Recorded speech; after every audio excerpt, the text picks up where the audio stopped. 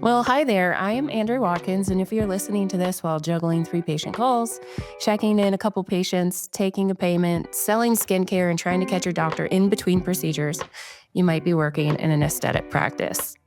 And I'm Blake Lucas, and this is Practice Land. This is not your doctor's podcast. Welcome back to Practice Land. Thank you so much for listening. Again, make sure you're subscribing and telling all your friends and coworkers about the podcast. Returning to Practice Land again today, we have Heather Hughes Hardy and Jenna Hennig. They're the brains behind the Core method, helping aesthetic practices grow without the burnout. Think higher conversions, stronger teams, and treatment plans patients actually stick with. Super excited because on a previous episode, we talked about listening for code words in patient conversations, and we touched on a little bit about body language, and that's all what today's episode is all about. It's funny because this topic kind of reminds me of my early days, my first job working in retail, which, side note, I feel like everyone needs to work at least retail or like work in the food industry. It's like you have to do it because you got to get to know people, and there's just any position in your life where you're working with people, you have to have that foundation to start with, because it can be brutal, but it is, I think, a very rewarding first job. Mine was working in an Apple store. I think I was lucky enough, or maybe I was just crazy enough to work in one. And I remember, you could see certain customers coming in, and you immediately knew where it was going just from their gait, the way they walk. There was maybe like if there was like that rigidity or that stiffness, you're like, oh, this is going to be a good one. And so you maybe avoided those ones, or you're just like, oh, I can't get out of this. This is me. And so, people do get really upset when their phones don't work. So that's always a fun one. But Heather, what nonverbal signals do aesthetic patients display that help you spot maybe hesitation or distrust, during a consultation? Yeah, I'd say the most common nonverbal cues are probably fidgeting, eye shifting, their posture changing in their chair quite a bit. I have a moment that really stuck with me, and it was a patient that was a rhinoplasty patient, a consultation, super prepared, had her reference photos. She knew exactly what she wanted, and the consult went really well. The surgeon, who was incredibly thoughtful, mentioned that a subtle chin enhancement could help balance her overall profile. And it was a great clinical suggestion, but as soon as it came up, I noticed a shift in the patient. Or I shouldn't say I noticed, the MA noticed a shift in the patient. She got really quiet. Her body leaned back. She kind of stopped making as much eye contact and started fidgeting with her hands quite a bit. And when you see those cues, your mind automatically goes to, what are they thinking? Maybe they're worried about the added cost. Maybe they're uncomfortable being offered something that they didn't really ask for. But here's the trick that I kind of try to keep in my mind. And it's that if you're wondering what the patient is thinking, you should ask. Because when you ask them, and I asked her something like, you seem really confident earlier and then got kind of quiet. Do you want to walk through how that all felt? And it opens the door automatically. This patient, she was like, I actually really valued the recommendation, but she just hadn't expected the plan to change so much. And so she needed a moment to catch up. We ended up scheduling for her a follow-up call with a doctor, and they walked through the why again and about why it aligned with all that she was looking for. And then we broke down the pricing again with really clear options. And she ended up booking the full plan, including the chin enhancement. And months later, she came back and she was just glowing. And honestly, that's the power of noticing, but then acknowledging the unspoken, because that's staying in sync with the patient's pace. Because so often, like I said, you just kind of get in your head and you start worrying, and then you automatically, start putting words out there that don't necessarily, that may not even be what the patient's thinking. So I think noticing it, but then calling it out right away too. No, that's a beautiful story. And I think, there's so many times when you're in those interactions, you miss those cues that are so, so important. And obviously this is a great example of it when you catch it, right? Mm-hmm. When you see that in the moment and you do have the confidence to call that out or ask that question, just to see like, hey, tell me how you're feeling right now. Like, this is a lot. Like what's coming, kind of going through your mind, and you can catch that early. And again, turn that moment into an opportunity to build that trust. Mm-hmm. When we think about like those moments where we maybe ourselves or a colleague, we were watching, listening in and saw that they missed, that critical body language, what causes that? What would you say is something that happens or that gets in the way of them being able to catch those things? Yeah, I think it's really common that, especially for clinical providers, I'm actually trained as a nurse too, so a lot of my background is in doing actual patient care. But you get kind of stuck on your internal script. It's the thing that you do every day. This is how it goes. I start talking. So we've trained providers, and honestly, even our sales staff, because they go through this whole medical system of how to be clinically thorough. But then emotional intelligence is really what seals the deal, right? And so if you're focusing on delivering that perfect spiel, you are going to miss the little flinch that tells you that they're hesitant because your mind's just one tracked. So it's taking that moment to slow down and be like, hey, I do know I have my spiel, but like, let me be present with this patient. Yeah. Oh man, I kind of have a love-hate relationship with scripts. Like I feel like, they can be so important to make sure that you're hitting everything and like, you're saying it in the right way, or you're making sure you're following that. But it feels so structured, and that's just not me as a person. And I like, even within, the department that I run here with like the customer service side, I have tried so hard to stay away from scripts, even in something that is, very regulated with like financing and those types of things. There's special, certain language or certain words that we have to say and all those types of things. But we, beyond that, I really, really encourage our people to be human, right? Have that connection, or take that time to like really talk with someone like a normal person. You have like such an amazing opportunity in front of you when you're working with someone. There's so much more information that you can get from like the body language that they're giving you. So Jenna, how do you, when you're thinking about like body language and all the little quirks and all these tiny little things, what are you looking for? Or how do you spot what people are saying with their bodies?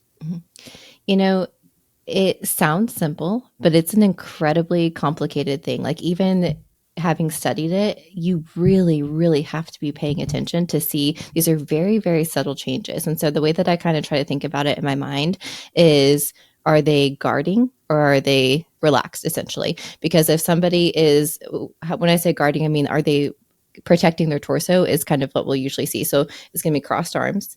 It's going to be, maybe they're like, for a lot of us women, we're maybe like playing with a necklace, or even men, playing with a necklace here, protecting your chest. The feet, are they pointed towards the exit? That's one that I commonly see too. Like their feet are literally like, we're ready to get out of here. Yeah, like I need to know how fast I can get to the exit. Exactly. That's amazing. Exactly. Are they holding onto a pillow? Any sort of barrier between the two of you where they're closing off their body, that would be guarding.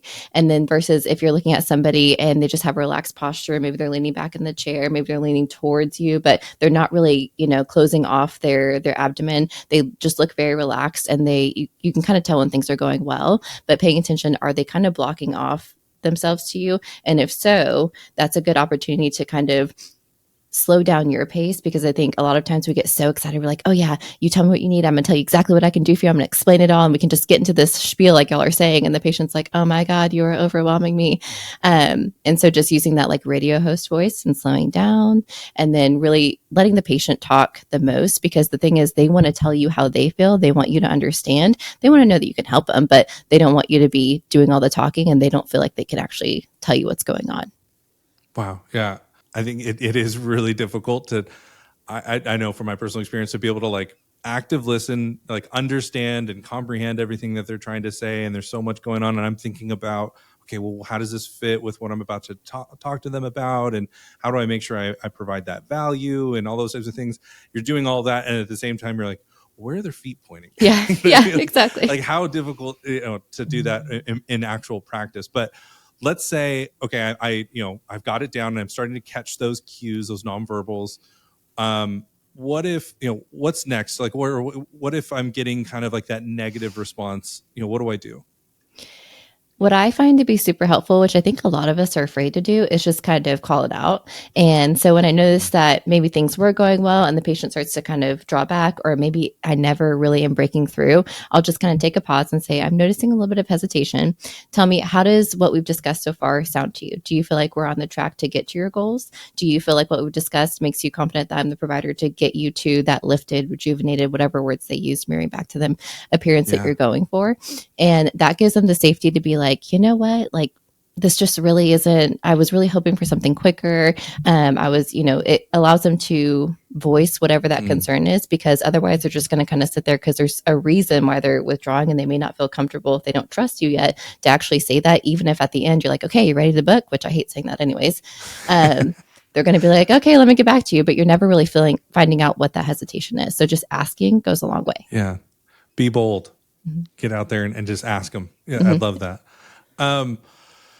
So as we're there's a million things going on in our heads as we're having these conversations with patients. And I think something that's incredibly important as we're doing all this at the same time is understanding what we're doing with our own body in space, right? Like, so what's my goal, or what am I trying to do with my own body language when I'm in these consults?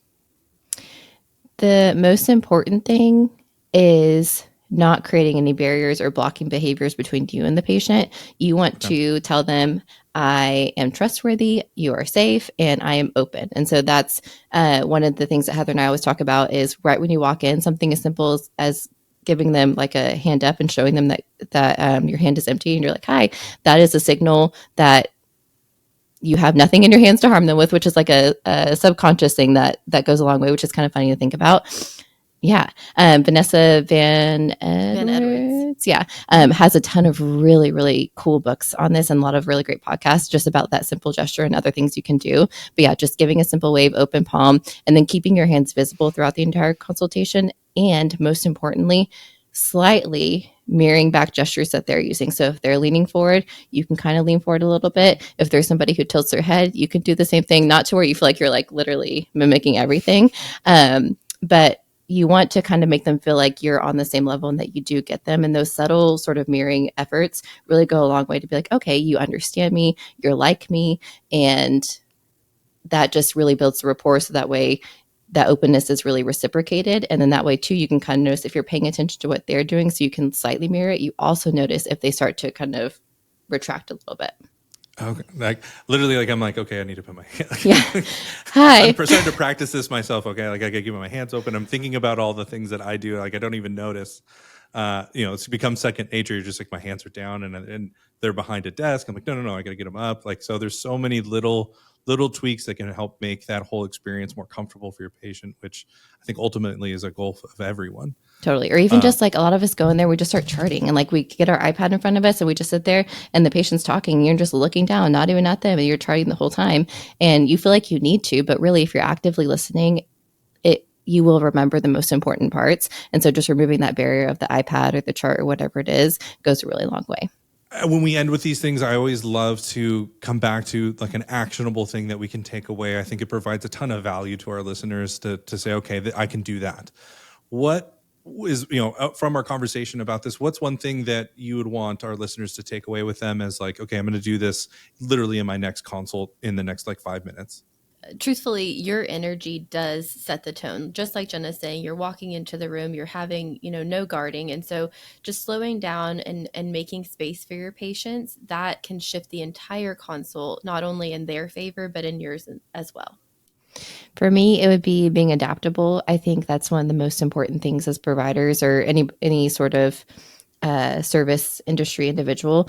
You have your own personality, but it's more important to pay attention to the patient and see what their personality is, so that way you can give the feedback in the way that they're going to receive it best. And that way you kind of really create that trust and rapport. So be adaptable, know how to adapt to different personality types. That way you can really serve the majority of the patients that you see.